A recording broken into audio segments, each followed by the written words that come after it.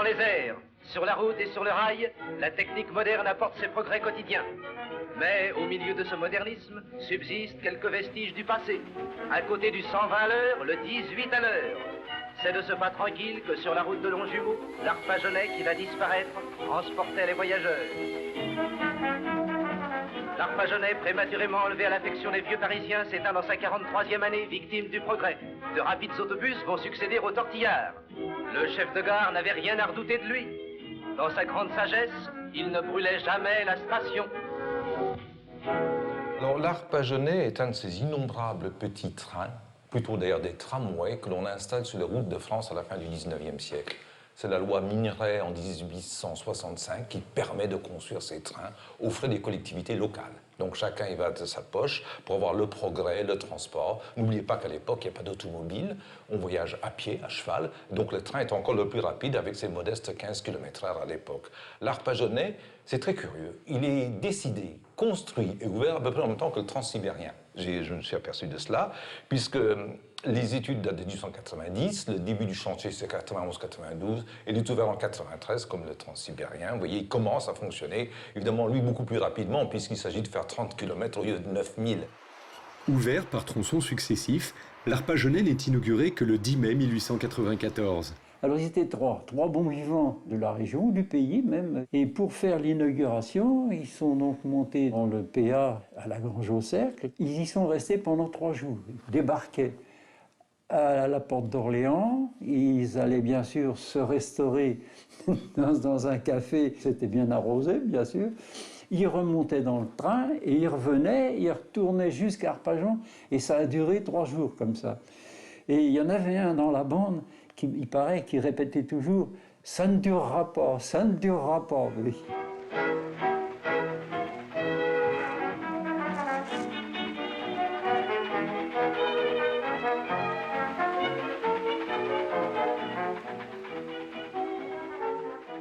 Il n'y avait pas grand-chose à l'époque, hein. On n'avait déjà pas de voiture, les gens. Bon, à Morangy, comme à Vissou, à l'époque, 80% des gens travaillaient dans la culture, il y avait que ça. Mais il y avait qui travaillaient à Paris. Pour aller travailler à Paris, il y avait que l'Arpajonais. Hein. Alors là où l'histoire de l'Arpajonais est singulière, c'est qu'effectivement, elle a juxtaposé 2 types d'exploitation.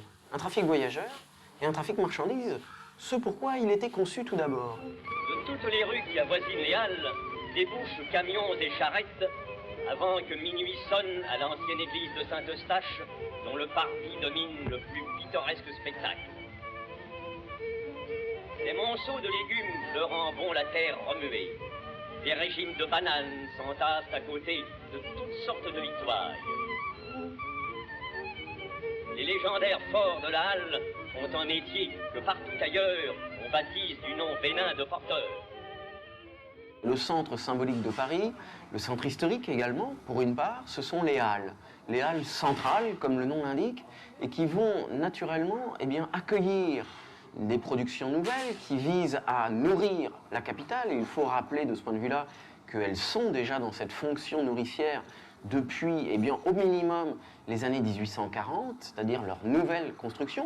Haussmann les a rénovées, et puis l'écrivain Émile Zola, en 1873, avait consacré un ouvrage fameux au ventre de Paris, qui commence par une description de l'acheminement au centre de la capitale des tombereaux de vivres et de production maraîchère qui arrivent à la capitale.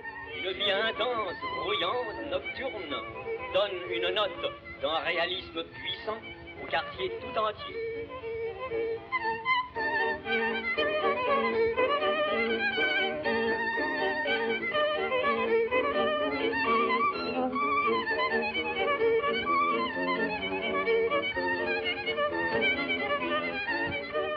Avec mon père, quand j'allais aux Halles, j'avais 12 ans.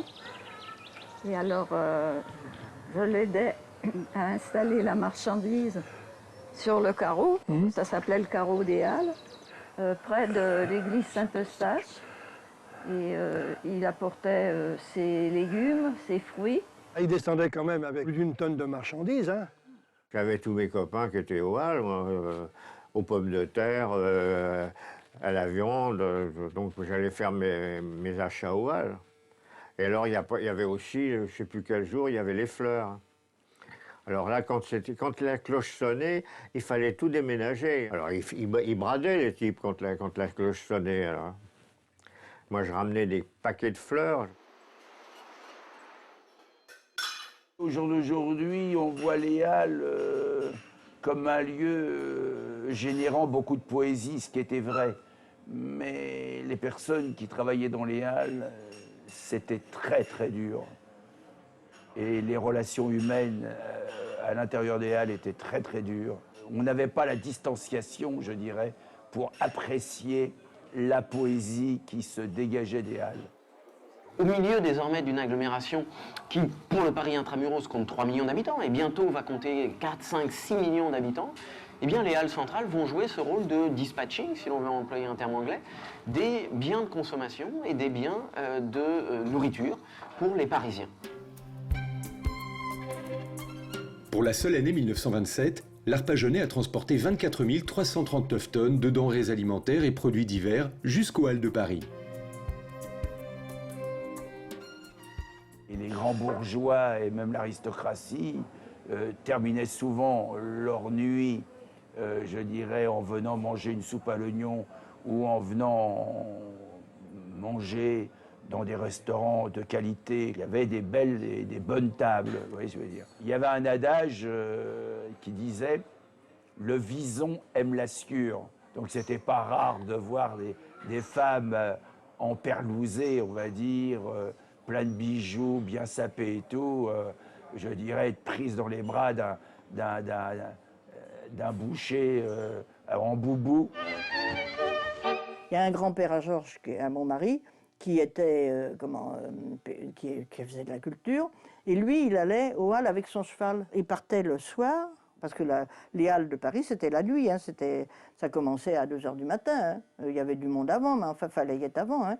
Les grands-parents disaient, le grand-père Le Tessier, après, c'était son cheval qui connaissait le chemin, et il ramenait son maître à la maison, quoi.